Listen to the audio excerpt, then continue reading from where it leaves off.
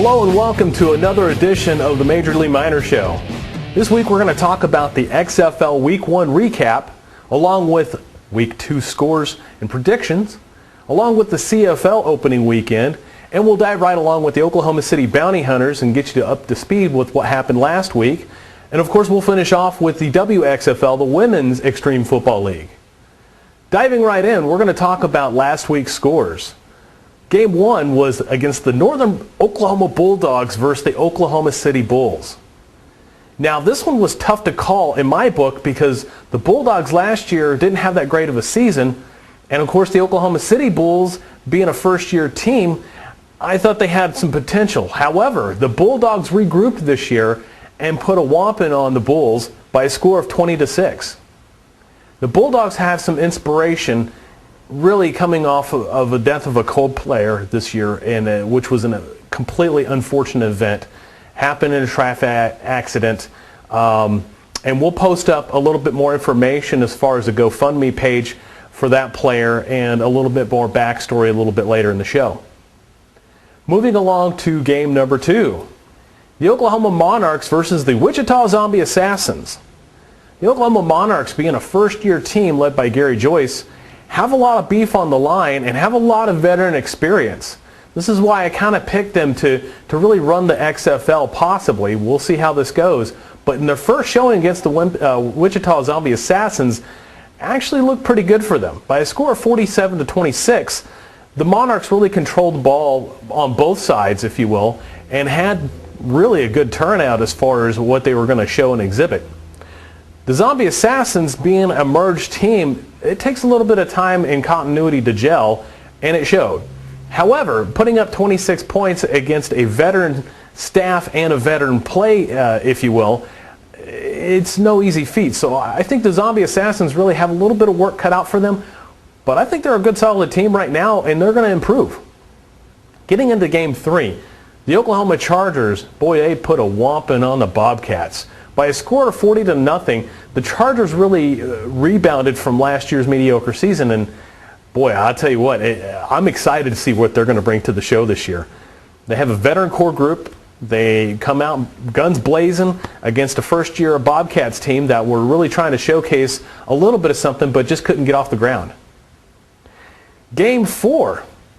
The Kansas Cougars faced off against another league's powerhouse, if you will, the Kansas City Marshals. But again, the Cougars have a long-standing reputation for winning great games, and this is another one. By a score of 47-0, the Marshals really had nothing going for them at all. Defensively, the Cougars played spectacular. Offensively, you couldn't ask for more. This is why the XFL was won by the Cougars last year. In my prediction, if they don't get beat by the Monarchs or the Chargers this year, they're going to win the table. And speaking of the Cougars, we're going to dive into our next segment, which is the Game of the Week.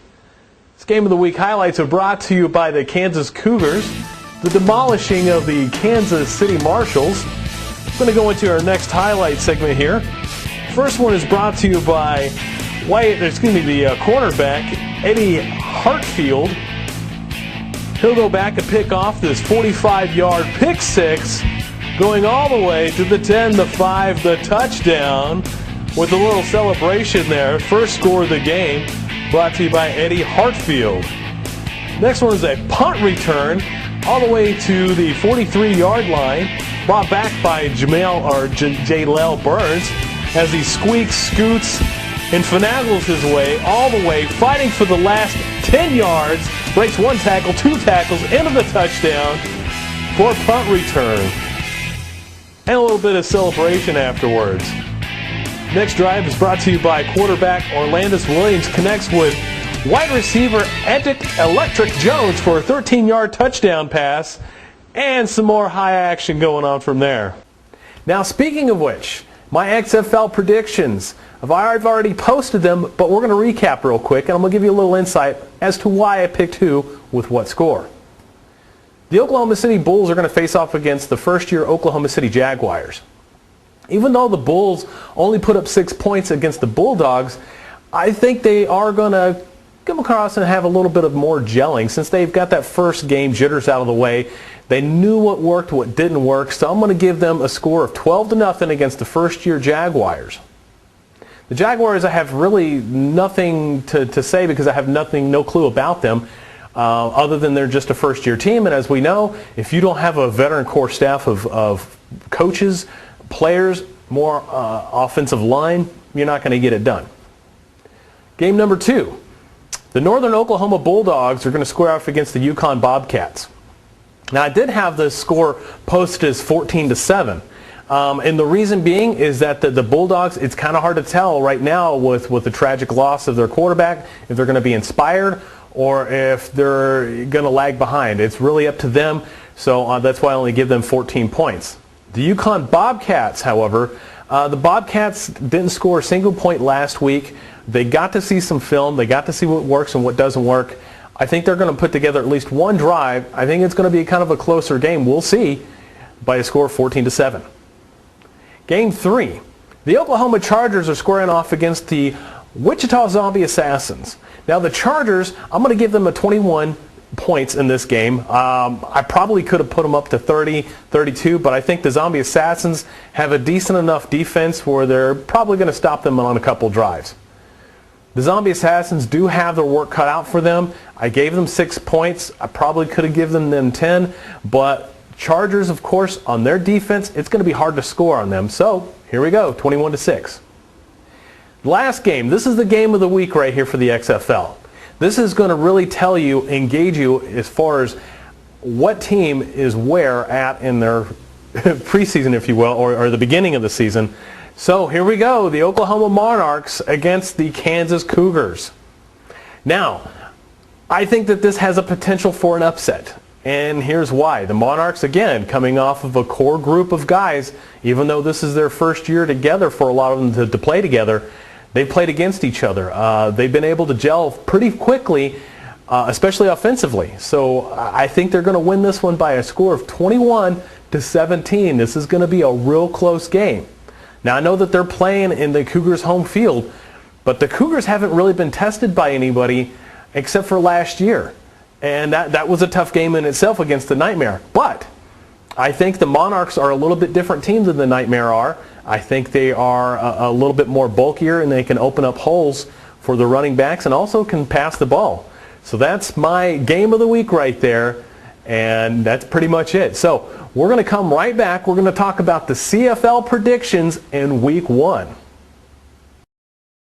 Ladies, when you put on that sleeveless dress, what's the first thing that sticks out? Our arms are the problem area that we never seem to be able to find the solution for until now with the Shake Weight. Shake Weight is the flab-busting breakthrough that trims your arms and shapes your shoulders at the same time. Back of my arm. Definitely in the tricep area. Oh my gosh, I can feel the definition already. That's a real workout. You just shake it, back and forth. There's no motor, no batteries, and you get the results you want. In a matter of seconds, you feel it really working your muscles. My arms feel worked. It's definitely a good workout. I'm feeling it in my chest and my biceps and my triceps. Inside the Shake Weight are dual moving weights called dynamic inertia that simultaneously target and engage your biceps and triceps. It's the power of 240 muscle contractions per minute. In fact, if you had the Shake Weight in your hands right now, you'd feel the results before the end of this commercial. Now you can wear the dress styles you want, the chic blouses that show off your arms, even those cute t-shirts that make casual look just a little sexy. Week 1 of the CFL predictions, I'm going to start off by saying these are some really good matchups this week, and honestly, this being the most amount of teams that the CFL has had since its first season in 2005 when they had 16 teams. This year they have 17. There's some really good teams coming into this, folks. Unlike 2005, a lot of the teams that are newer that are coming into this were veteran XFL teams. So you already have rivalries that were established in that league coming into this league and then carrying over with some of the CFL teams that have been well established. Take, for instance, the first game. The Queen City Grizzlies are going up the Arkansas Guardians. I gave this one a 21-14 favorite to the Grizzlies, And honestly, it probably could have gone either way. However, I think the Grizzlies have a little bit more established offensive line, and that's pretty much where I gauged it at. Honestly, it could have gone 21-14 in favor of the Guardians. It's a crapshoot. I just went with my gut instinct. So, 21-14 Grizzlies. Game 2, the Oklahoma Nightmare going up against the River Valley Reckoning. Now, this is a great game, folks, because you have one established XFL team that came into the CFL. You have a well-established CFL team going at it, and we're going to see where these two gauge. I gave it a 28-21 score just because I think that the Nightmare have acquired some really great talent this year. They obviously have some good coaching coming from some of the former Wichita Falls Nighthawks, former coaching staff, which, if anybody knew anything about the Nighthawks from the last 2 seasons, they're a powerhouse. Matter of fact, they even beat the Oklahoma City Bounty Hunters pretty handedly with some great talent, some good coaching. They had it all. So watch out for the Nightmare. This one could be a nightmare against other people. All pun intended. Game 3. The Kansas City Saints go up against the first-year Sapulpa Panthers. Now, the Saints are going to travel all the way down to Sapulpa, so I give them a 21-3 favorite. Should be an easy game for the Saints. We'll see where they pick up from, if they left off from last year and are starting to build, or if it's a rebuilding season for these guys. We'll find out. Game 4. This is going to be another one that we're going to find out, and we're going to gauge really the Southwest Gravediggers. They came off of a year last year where they really probably shouldn't have been in the GDFL. Matter of fact, I'm going to say they shouldn't have been in the GDFL to begin with. But they played some real good games against some great talent, and were able to put together at least a few drives. So we're going to find out how well they are established. Now, they did lose a few players here and there to the Nightmare and another team. So I'm going to give this one a kind of a hot gauge, if you will. The Enid Enforcers are going to win this one by a score of 28-14. Next game on tap, the Arkansas Extra face-off against the first-year Arkansas Steelers. Now this one, again, easy for me to call, 14-3. It's probably going to be a lot more on the Extras part, but it's kind of hard to tell early in the season. So again, 14-3 Extra. Next game on tap is going to be the Arkansas Raptors against the Oklahoma Territorial Desperados. Another XFL team that comes into the league, and honestly, they lost a couple of players here and there, but I think they're still a well-established organization. I think they can really pull off some really good upsets this year. So easy call for me, 21-3 Desperados. The next game that we have on tap is another great game. This is the game of the week in my eyes, folks, and probably for a lot of guys too. The Oklahoma City Elite are going to travel all the way to Joplin, Missouri to face the Crusaders. Now, the Crusaders have been a well-established team for a long, long time. Gosh, even since the early 2000s. They've almost have always been in the championship game, have always been in the playoffs, and to them, a losing season is not making the championship game, if you will. So this is going to be a really hard-fought game. I think it's going to be won, though, by 7 points in the Crusaders' favor. The reason being is because of home field advantage. Now, some of us know that this is kind of a rebuilding year for the Crusaders because they've lost some good talent. Lost a couple coaches, but they've always been able to replenish that talent and coaching staff as well. So in my eyes, it will be a tough game, I think, but I think the Crusaders are going to win this one. Now, the final game in the CFL. This is going to be against the Northwest Arkansas Battle versus the Arkansas Tornadoes.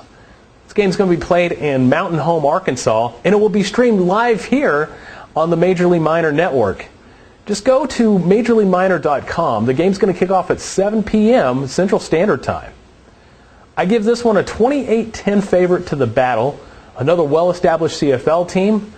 The Tornadoes being a first year, I think they're going to have some good coaching. They have some decent players. They definitely have heart. They're not going to give up. But I think the Battle are just going to be too battle-tested and battle-ridden for this one, 28-10. Now, coming right up, we're going to talk about the Oklahoma City Bounty Hunters, about their big opening season game, everything that's entailed with it, and then also talk about the WXFL right after our musical guest. Firefighters were able to contain the fire to a laundry room just after 10 a.m., but heat and heavy smoke filled 2 apartments, and now those residents say they're left with nothing. The building is on fire, fire. The building is on fire, fire. Then we bounce. Let's go. My friend came to the door. Well, I was on the phone cooking me and my baby some breakfast. And she said, "Oh Lord Jesus, it's a fire. Let's go." I said, "What?" She said, "Yeah." I said, "No, we ain't gonna be in no fire. Not today. The building is on fire, fire." I said, "No, what?" The building is on fire, fire. Ain't nobody got time for this. Girl come downstairs, she come out her apartment with her baby with no shoes or nothing. Girl cold outside. She said, "Something ain't right." I said, "Oh man." She said, "Oh man, we ain't gonna be in no fire. Not today. The building is on fire, fire." I said, "No, what?" The building is on fire, fire. Ain't nobody got time for this. Oh man. Oh, what? Yeah, bounce, no, bounce, man, bounce, oh man. Oh, what? No, Lord Jesus, it's a fire. The building is on fire, fire. No, what? The building is on fire, fire. Yeah, we bounce. This week marks the opening week for the WXFL. The WXFL is comprised of 5 teams this year. In the first game, we're going to start off by predicting the first one here. It's going to be the Lady Enforcers traveling all the way up to Kansas to face the Kansas Lady Cougars. It's too early to tell between these 2 teams because they are both first-year teams. So I'm going to give the home field advantage by 3 to the Kansas Lady Cougars by a score of 6-3. Moving right along to the next game of the week, the Northern Oklahoma Extreme are going to face off against the Oklahoma Force. Now this game is going to be held the first time ever at Spiegel Stadium at 2 o'clock, which is also known as the Capitol Hill High School football stadium. That's where they play at. I'm going to give this one to the Force by a score of 21-14. I think the Force have regrouped from last year and are just going to continue on to what they've been doing until anybody stops them. That's the way it's going to be. Now, like I said, this game's going to start off at 2 p.m. This is going to be a doubleheader with the Oklahoma City Bounty Hunters. Kickoff, of course, there's going to be a $10 cover fee to get in. Now, this is kind of big also for both teams. This is going to be the first time ever that I can recall in my time span, but this is going to be the first time you can actually buy beer at a semi-pro football game in Oklahoma. Now, again, this is kind of monumental because this is the only place that you're going to be able to buy a beer at any football that I know of in the whole state. Also, at halftime, Aisha is going to perform, and then the Bounty Hunters are going to play after, of course, the Oklahoma City Force. Now, again, last week, let's go ahead and recap, speaking of Oklahoma City Force, let's recap last week's game. The Force put a walloping like I knew that they would against the first-year Cabot Bucks. But man, 52-0 is shameful. Now, of course, in the APDFL, there is a running clock. There is mercy rules in the APDFL, unlike GDFL. So you're not going to have the scores of 114-0 like we've seen on a couple of occasions in years past. But still, given the fact that they won 52-0 on the road against a first-year team, however, is still pretty good and pretty par for their course. Now, they're going up against an 0-1 New Orleans Jaguars team at home. So, again, this is going to be a blowout. I'm going to give it conservatively now a score of 48-7. Again, I said conservatively. It could be in the upwards of 60. Who knows? But as long as the Oklahoma City Bounty Hunters keep improving upon week 1, there's no reason why they can't run the tables in the APDFL from what I've seen so far. Now, we're going to talk a little bit now about the weekend coming up here. Of course, Saturday coming up, we're going to stream our first ever live game. So go to www.majorleagueminor.com. We're going to put up a brand new web page on that, and it's going to basically be for a live streaming. You can catch our show also on the first page, but you'll want to catch our live streaming also on its own inducted page. Make sure you watch it. It'll be a good, entertaining time, folks. And until next week, I'm reminding you to go watch some football.